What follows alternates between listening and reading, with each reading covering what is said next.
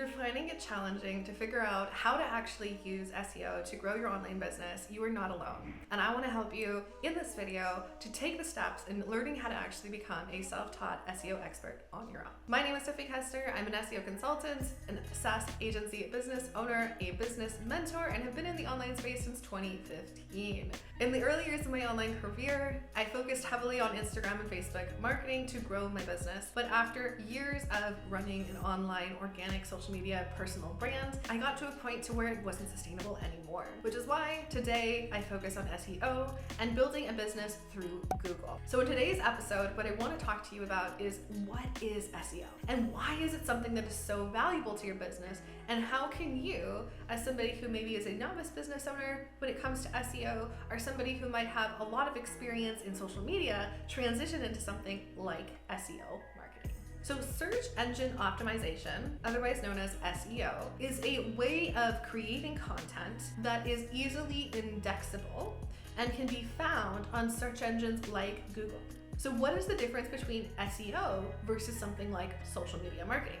SEO content is about creating content that is inbound. This is content where instead of having people be on an endless feed like Instagram or TikTok or Facebook, they are actively searching and seeking out information. And you can see it demonstrated in this visual here. With SEO, you have somebody who is actually typing into Google and saying, Google, answer this question.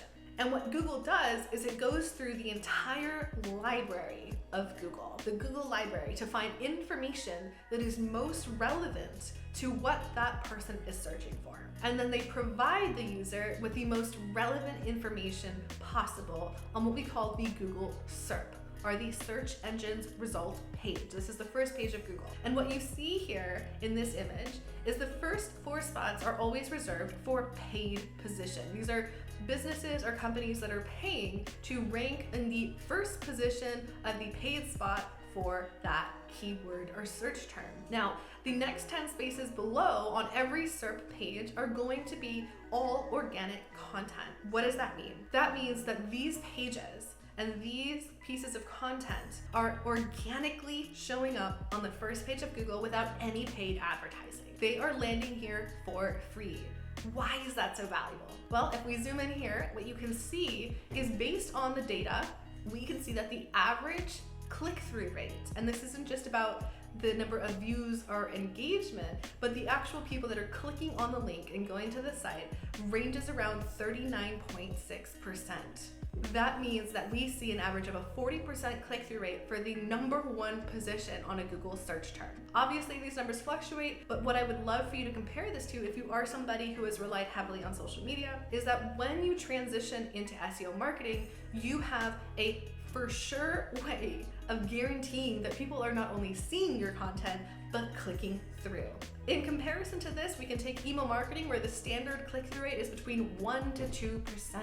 1 to 2% of all of the people who are opening your emails are actually clicking on the link, versus something like Google, where you have an average of 40% when you're ranking at #1. Now, as we go down the train, you see the second spot averages around 18%, and then we get closer to 10, and then 7, and it goes down from there. So regardless of what position you're ranking for on the first page of Google, you are getting click-throughs. And this is the value of having SEO built into your marketing strategy. Why? Well, let's compare.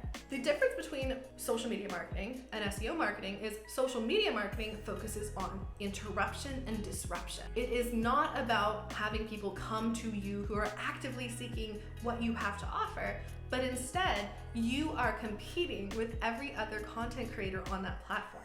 And the way in which people find you is simply through the way in which your content performs on that platform. And what you're doing is you're predominantly focusing on metrics like engagement, comments, likes, saves, and shares, which can be great if your goal is to be a content creator. But here's where the challenge lies. If you're somebody who is wanting to be found for something that you specialize in, and let's call it a health and wellness practitioner who does nutritional health, and you have amazing information on gut health, but you have to create content on a platform full of content creators.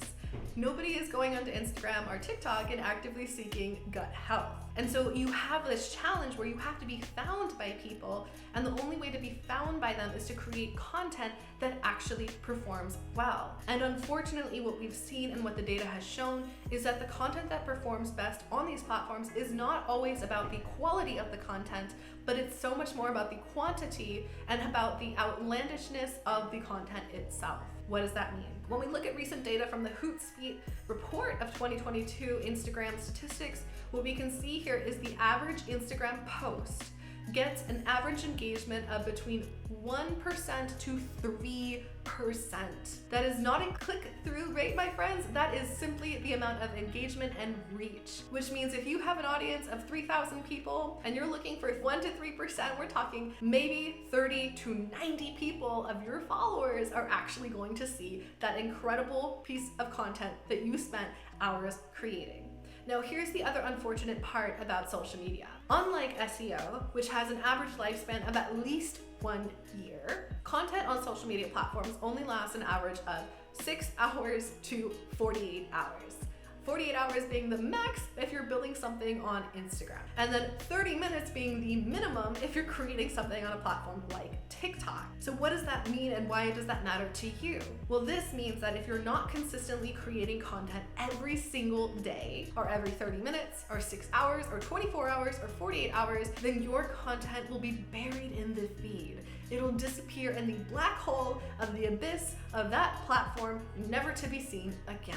And so if you are not constantly feeding the machine and creating new content, you quickly become irrelevant both to the platform, the algorithm, and your audience. And this is why social media is starting to become a less and less attractive platform for business owners to actually grow their brand.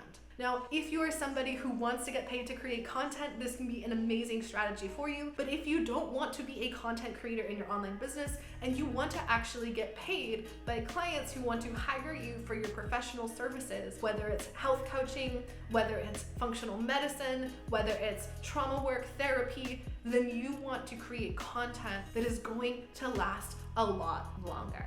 So we're going to show a screenshot here of one of the blogs that my business partner had created back in 2019. And what you see on this graph here is that when this blog was posted in November of 2019, it had an average monthly view of 18 people per month.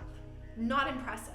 But when we fast forward 4 years later, when this stat was taken, what you can see here is that the average monthly view 4 years later is over 802 views every single month. And so when you're looking at this graph, what you're seeing on these metrics and on this data is that this blog over the course of 4 years has consistently increased the amount of traffic and had the same, if not more, people viewing this blog every single month, week after week, month after month, year after year. This is the power of SEO content versus something like social media content.